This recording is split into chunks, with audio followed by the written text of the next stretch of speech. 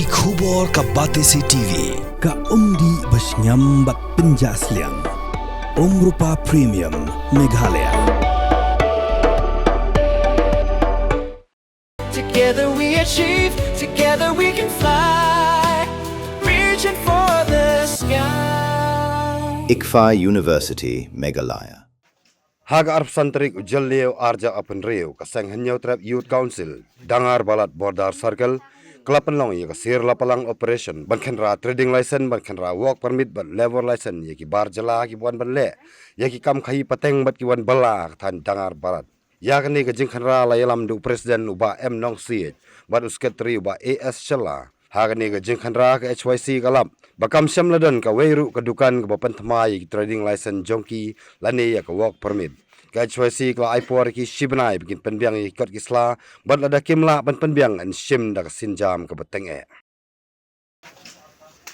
Pose. Kaya masa ring-ring. Kamera ko sa akin maliit. Hindi buguban. Kinaladam mo. Ang huli so. Eh?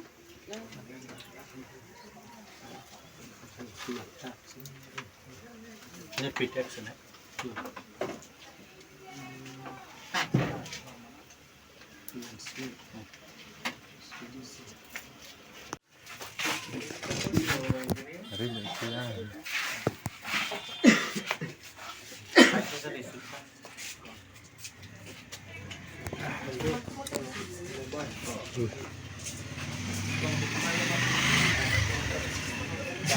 Ring rumah ya.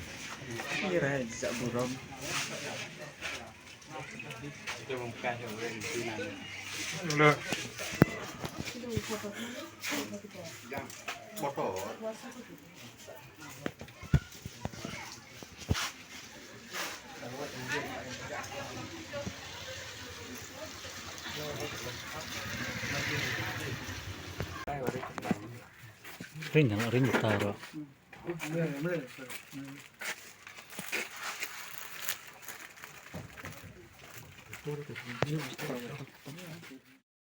Kalian jungi ke HBC dangar balat bordar circle ya like kenra trading license ki work permit ki labor license siap po iya balat bat hal senang dangar kalian kaseng isem ba kim padon ka trading license ba renew leng bonus name ar hajar ar pondreu ar penyau bat nah kalian jong kaseng ngilabu por sibenai bakin pendap bakin penyo no ya trading license ki labor license ki work permit bat lada kim laban pendap po sibenai kaseng ang sim da ka weipat kasenjam ka bating hawi dai bat sibenta hawi dai na kalian kasan jong ki receive kalong ba na ka wei ka dukan sa wei pat kaya per kasan ngintip na ka ka daw na po distrikonsil kalong kaya per ka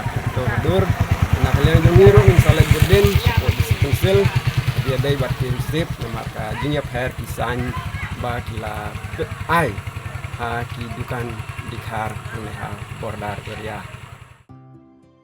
Mornings are always busy. Everything feels fast. I hear mom shouting and I'm trying not to be late. Outside, Shillong is already awake. Cars move slowly, horns are loud. It feels like everyone is in a hurry. Then the STEMS bus comes in, bright and yellow, always on time.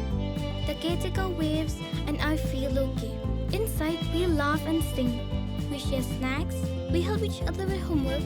It feels nice. My parents know I'm safe through the STEMS app on mom's phone. Because this bus isn't just a ride. It takes us to school with friends and a little bit of hope. This is STEMS, our ride, our future.